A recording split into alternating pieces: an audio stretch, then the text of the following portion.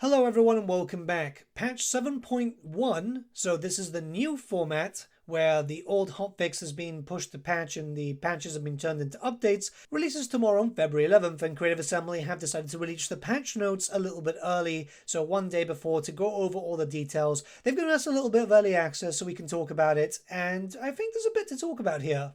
And I've just realized the date is wrong. It should actually be February 10th, not 11th, but I'm going by the embargo details supplied, so if something goes wrong, that's on them. But we do have details that another patch is going to come out in March, by the way, so next month we'll get another one of these patches, which does seem like it's got quite a lot of fixes.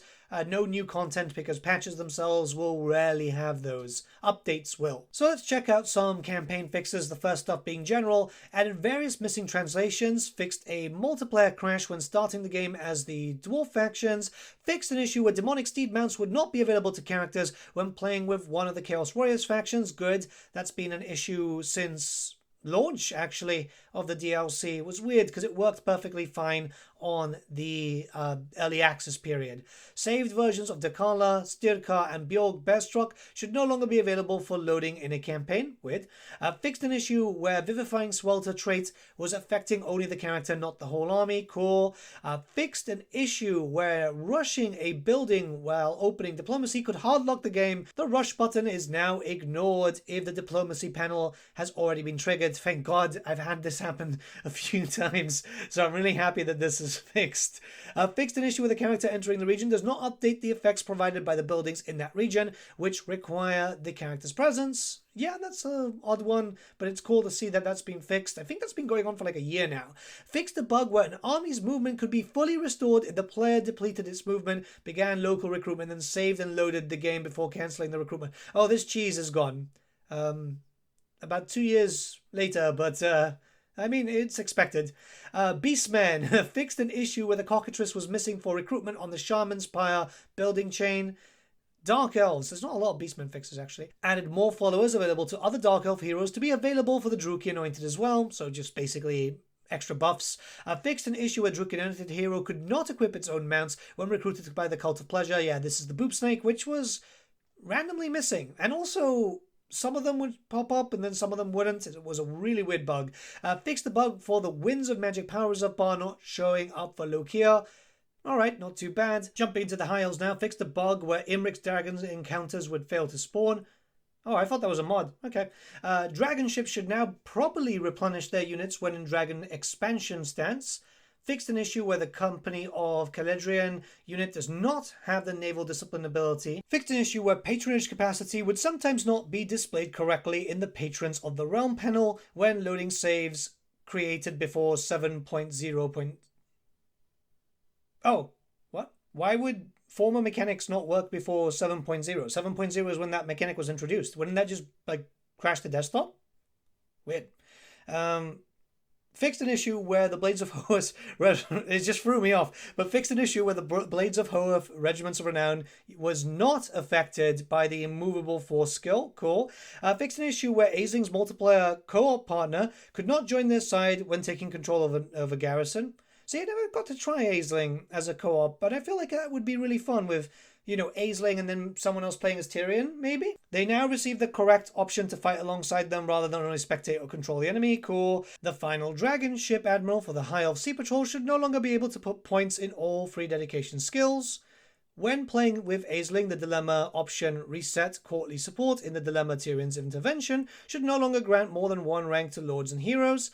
All of the buildings unlocked through the Asur Domination should now properly display a button linking to the appropriate Asur Domination initiative. Asur Domination initiative should now properly display all buildings that unlock instead of just some of them. Note this change will not affect save games to only new campaigns, which is fine because that's usually the case when it comes to these bugs. Fixed a crash that would sometimes happen when opening the Patrons of Ulthuan panel. Yep, I mean, that's good. There's been a lot of weird crashes. But I guess that happens when like the DLC just comes out and then fixes can kind of break stuff. We got a lot more fixes coming in. Norska, Bjorg Betstruck's anti-infantry use marked to be consistent with his damage profile, so hopefully a little bit more damage there, because he does kind of slow a while. Fixed a bug where the Alter the Eagle grants infinite research. Yeah, that was kind of expected. Again, weird that these bugs lasted so long. Fixed a bug with Frog's legendary hero missions. Cool. The Norska technology, the Fourhold voice, should no longer display the affected unit cards multiple times. In addition, this technology should now also apply to spellcaster characters gained through allegiance to the gods or confederation. The Kurgan horsemen should now properly receive the physical resistance bonus from the Norskan technology Champions of War. Great. The better you can make them, the better it is. Because they're not like the best units, but they're very themed. Monstrous Arcanum markers should no longer spawn right next to settlements. Good. Because that can actually cause like a softlock. It's kind of weird. Improved enemy behavior from second stage Monstrous Arcanum hunts to reduce the amount they will no longer retreat after surviving a battle. Well, defeat. Okay, cool. So you should be able to kill them, have the half of the army retreat and then kill the rest of them.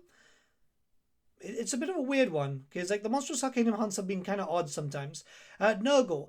The technology, the giant manacles for the Fecundites, should now also affect Plague Ogres and Plague Ogres with great weapons. Great. Once again, the technology, the Hideous Amputations, should affect the Plague Ogres with great weapons.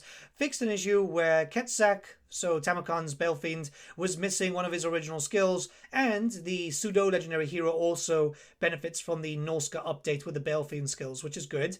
Jumping into Ogres now. So, settlements gifted to Skaven factions should now have their owner revealed right away instead of showing them as ruins, and fixed an issue with the dilemma confederate to another Ogre Kingdom faction should not trigger after defeating their leader whilst playing as the Man-Eaters if that faction is currently a target of a war contract. Okay, so that's very specific, but it basically means that you can't end the contract early. Skaven. So, fixed clanicians plunge into anarchy action, not working on factions that possess no settlements. Oh, I didn't even know that it was always intended that you could use them on hordes. Weird. Well, I mean, lesson answered, right? Question answered. Fixed crash when the player tries to activate an Eshin action twice. Yeah, that can happen, but overall, good. It's just the issues that were there. The Ogre stuff, like, there's a few Ogre issues. I'm not sure if they're mentioned somewhere else, but there's a few big ones. Okay, we got some for Slaanesh here. Fixed an issue so that the Eternal Dance's active effects are no longer reapplied after switching back to the original dance. Fixed an issue so that when playing as the Mask of Slaanesh, switching the dance back to a previously completed one will now reset all choices that have been selected for that dance. Choices that have been recorded to the repertoire can be loaded from there. Okay, yeah, that makes sense. Fixed an issue where some characters on demonic steeds weren't consistent with their physical and missile resistance. So there's two issues that happened there. Sometimes that you'd lose the physical resistance, and other times it would just kind of double. Common lords and heroes should no longer be able to spawn with the name Stirkhan, Mask of Slaanesh. Okay, fair, yeah. The building slots unlocked by the Pleasure Palace main buildings were slightly adjusted. The new building slot counts for the level 5 for the 5 levels of Pleasure Palace are now 3, 4, 5, 6, and 7. Fair play. The effect granting local recruitment capacity in building Warhowl Barrow has had its scope changed, so it should now provide its benefit as intended. The Slaaneshi technologies, Marvelous Executioners, Mortal Obsession, and Blasphemous Promises should now provide their benefits to Forsaken of Slaanesh. Cool.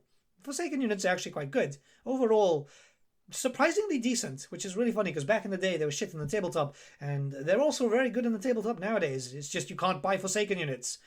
Games Workshop, you're probably not listening to this because it's a bug fix video, but if you come across this video, please, Forsaken models. The skill Mistress of Discipline should no longer grant a bonus to disciple armies when playing as Dekala. Instead, it should now boost the army's thrall income from battles. Yeah, fair play. That's quite good.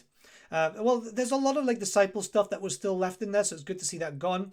Fixed an issue when converting a thrall camp to a tormentor's hold would sometimes not drop the main building level in the settlement by 1 level. No, it would actually go down to 1. So that's good to see. I'm hoping. Because it just says sometimes not drop when... we'll have to see. Pre-battle screen. The Marks of Cruelty purchase button costs will now turn red when running out of Decadence. Fair play. Okay, Warriors of Chaos now. Fixed an issue when preventing Warriors of Chaos AI from properly evaluating and constructing a number of buildings. Great, an AI fix there is always welcome. All Warriors of Chaos factions should now have access to the Regiment of Renowned Bardry Chimera. Fixed the Curse's Boon not spawning a rift in some provinces, Cathay Hinterlands and Mountains End. Yeah, the new places, which is kind of expected. Fix an issue where Chaos Sorcerer Lords of Slaanesh would not be able to use mounts when recruited via the Path of Glory. Okay, good. That was a big issue there for one of my streams where I just kind of had to stop because it just kind of took off the theming. Fix the placeholder tooltip for special building phase abilities not appearing properly, and fix an issue where the effect, the gift of choice, from the infected eye opens dilemma for Festus would also reduce the unlock cost for gifts of chaos instead of only reducing the activation costs for already unlocked ones. Alright, fair. Tzeentch now. Fix the crash when users Tzeentch's spawn fire ability on a rebel army. I didn't even know you could use it on a rebel army. I only just used it on myself to just get extra units, but I see the AI using it on others.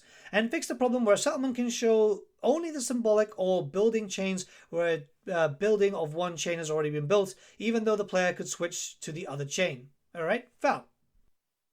There have been some prologue fixes, which is great because it is one of the definitive ways that people can learn Total War, and I hope that the prologue is taken into account into future Total War games because it is that good. Honestly, during Christmas, actually, my family were visiting me, and my little brother finally tried out Total War, which was amazing because I've been trying to get him to try it for years, and the prologue was so good, he really wanted me to buy him the game, which is awesome. Now I can play with him.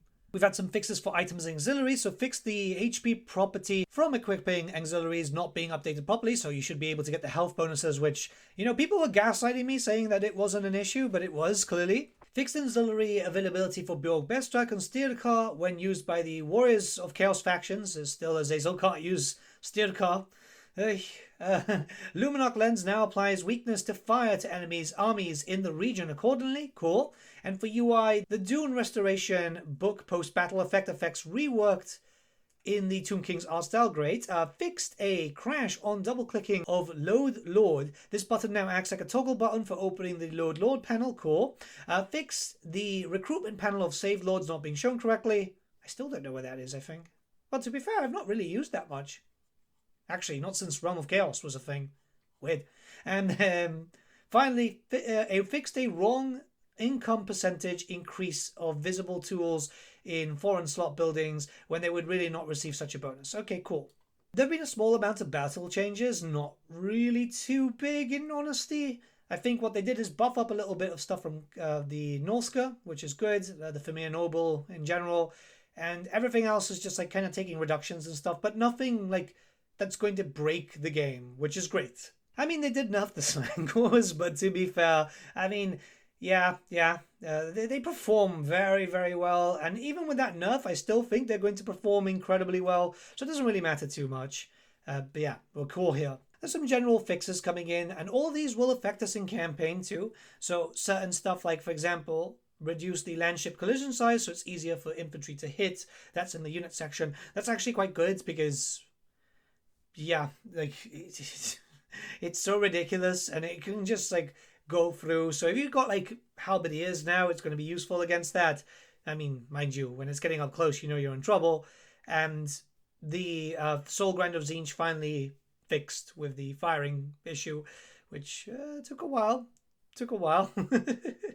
But I mean, at the end of the day, this is good. This is all good fixes. I think it's going to be weird, obviously, because it's the first patch that we're seeing in this style. Well, it's a patch. We're going to have to get used to this format. It looks like there's another one of this size coming in March, hopefully fixing up some pretty key issues. You know, AI, nothing for sieges just yet. Hopefully we'll get some information regarding that soon. I still don't agree with calling it 7.1, I'm not going to lie, but so far, I mean, we need a decent amount of time until 8.0, I guess. But what do you guys think? Let me know your thoughts in the comments below, and let's start a bit of a discussion. And for those, by the way, saying, oh, why don't you link the blog and stuff? We don't get the blog early. We get a PDF screenshot of the actual blog. So, yeah, like I'll try and get it up there if I'm around my PC. But usually when the embargoes happen, like I'm somewhere else doing something. Because like I'm working on a few projects and I'm still trying to get a bunch of stuff. Actually, tomorrow, well today technically, when this video goes live, I should hopefully have heating installed. God damn it. It should be the final day of it. Should be the final day. Yeah, have a great day guys, and I'll see you all again very, very soon.